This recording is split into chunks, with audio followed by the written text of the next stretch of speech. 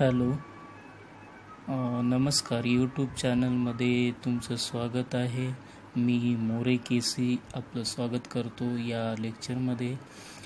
Mechanical properties of फ्लुइडमध्ये मागच्या लेक्चरमध्ये आपण पाहिलेलं आहे की सरफेस टेन्शन, मागच्या याच्यामध्ये आपण पाहिलेलं आहे की मेकॅनिकल प्रॉपर्टीज पाहिल्या आणि त्यामध्ये काय आपण बेसिक प्रेशर मेजरमेंट कशा पद्धतीनं करतात, प्रेशर मेजरमेंटचे इक्विपमेंट कोणकोणते आहे, इन्स्ट्रुमेंट कोणकोणते आहेत ते आपण पाहिलेले आहेत.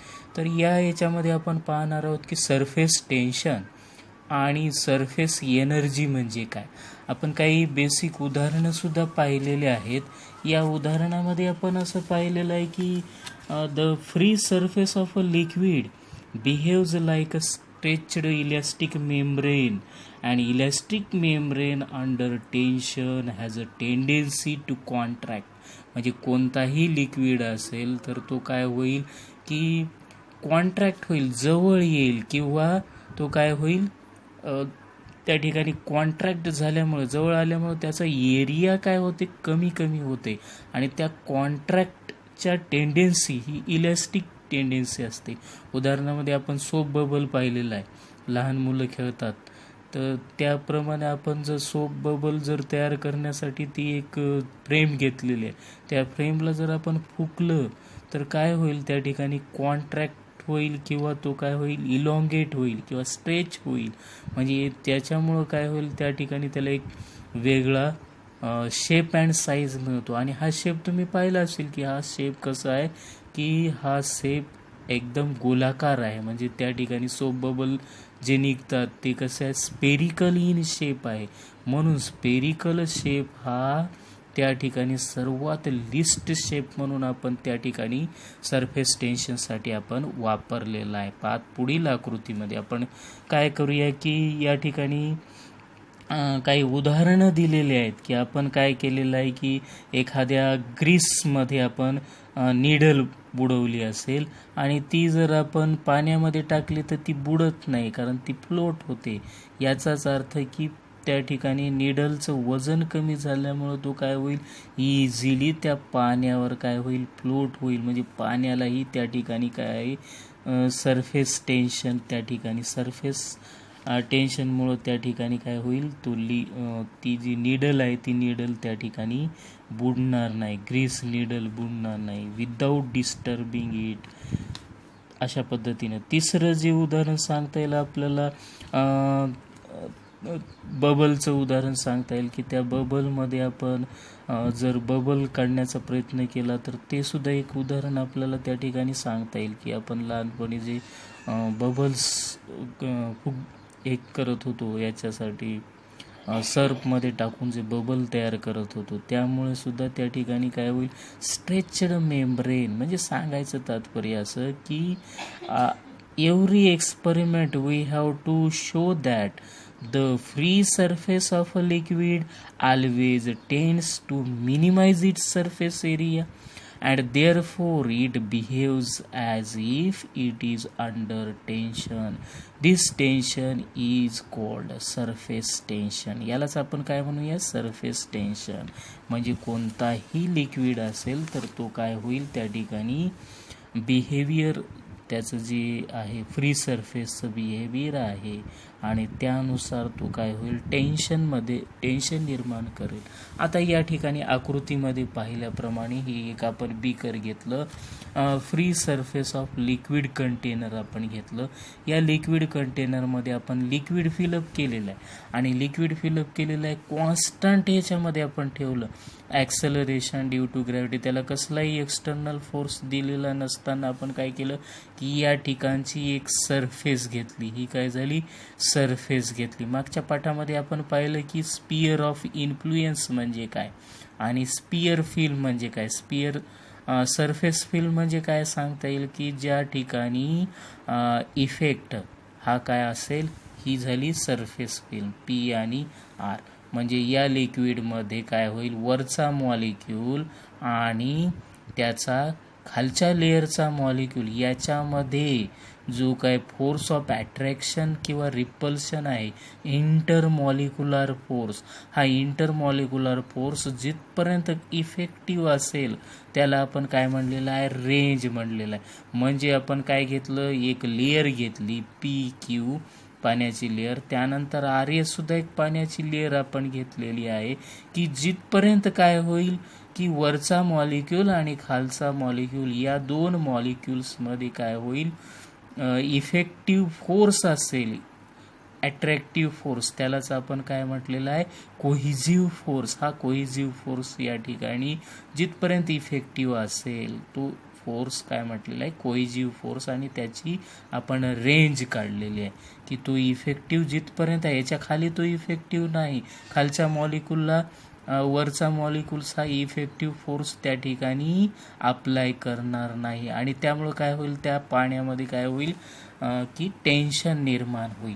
मग आता आपण काय केलं की या ठिकाणी एक सरफेस घेतलेला आहे, सरफेस एरिया ऑफ लिक्विड घेतला, आकृतीमध्ये दाखवल्याप्रमाणे P आणि Q हा काय झाला, एनी सरफेस एरिया. आपण पाण्याचा सरफेस एरिया घेतला PQ आणि या PQ वर जेवढा काही इफेक्टिव्ह फोर्स आहेत मॉलिक्युल्सचे, हे पर युनिट लेंथ म्हणजे प्रत्येक युनिट लेंथमध्ये जेवढा काही फोर्स त्या मॉलिक्युल्सचा आणि दुसऱ्या मॉलिक्युल्सचा असेल तो कसा आहे, टँजेन्शियल फोर्स आहे. या पद्धतीनं हा टँजेन्शियल फोर्स आपण त्या ठिकाणी रिप्रेझेंट केलेला आहे. म्हणून आपण काय कन्सिडर केलं, there is imagine a line PQ of length L drawn tangential to free surface of a liquid, and that we have to represented from this diagram. This is surface tension.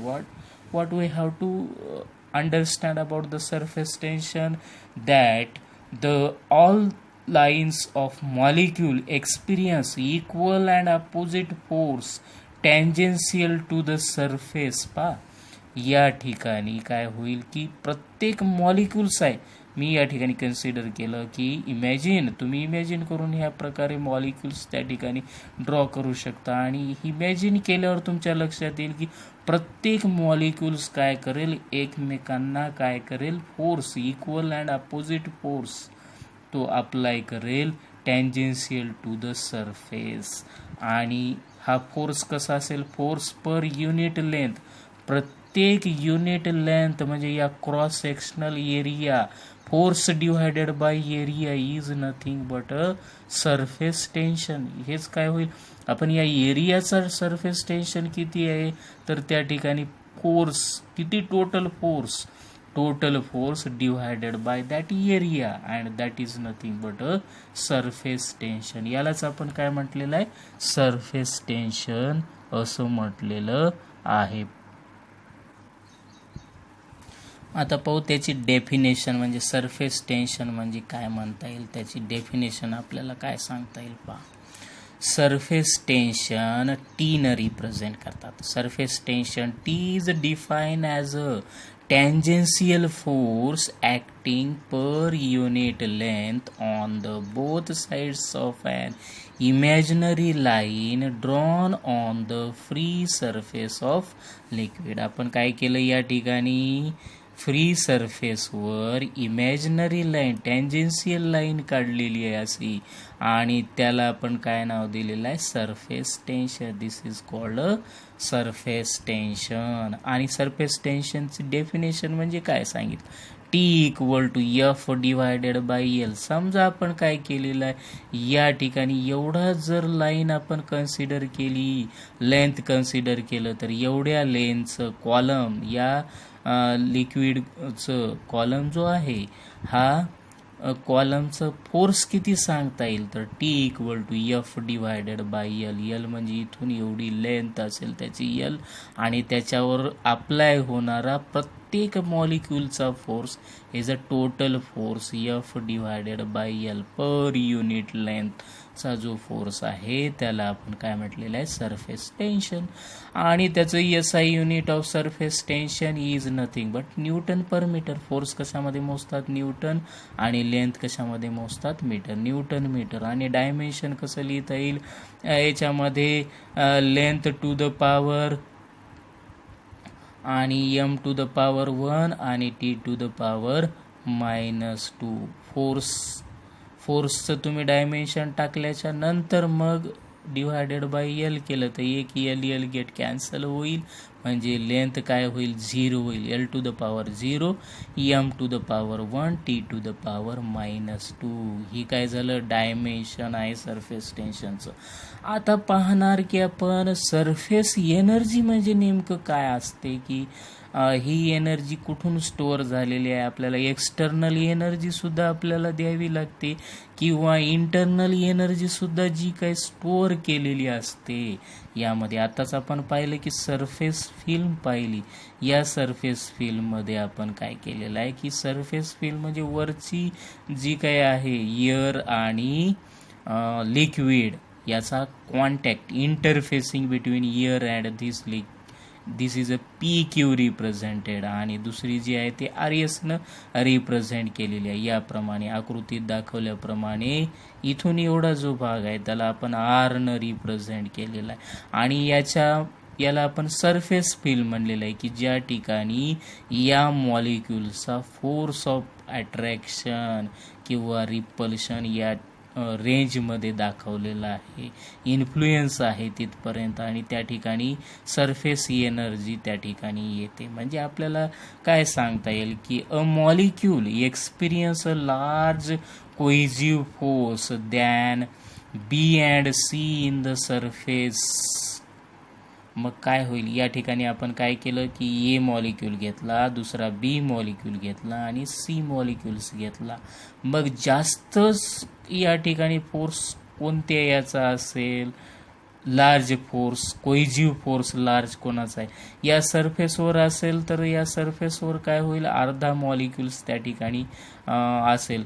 आणि हा सरफेसवर असल्यामुळं काय होईल, त्याला एअरचा सुद्धा ॲडिजिव्ह force त्या ठिकाणी ॲक्ट होईल आणि कोहेसिव्ह फोर्स सुद्धा ॲक्ट होईल.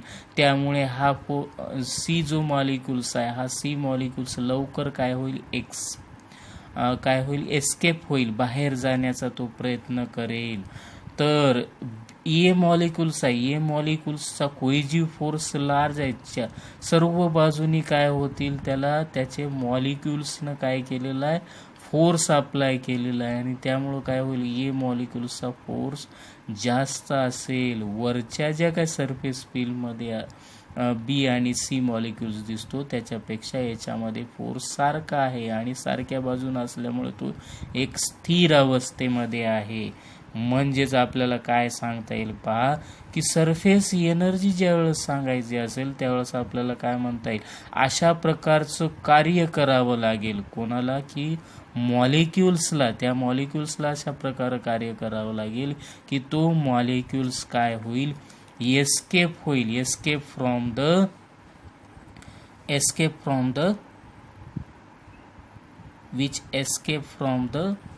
Surface film.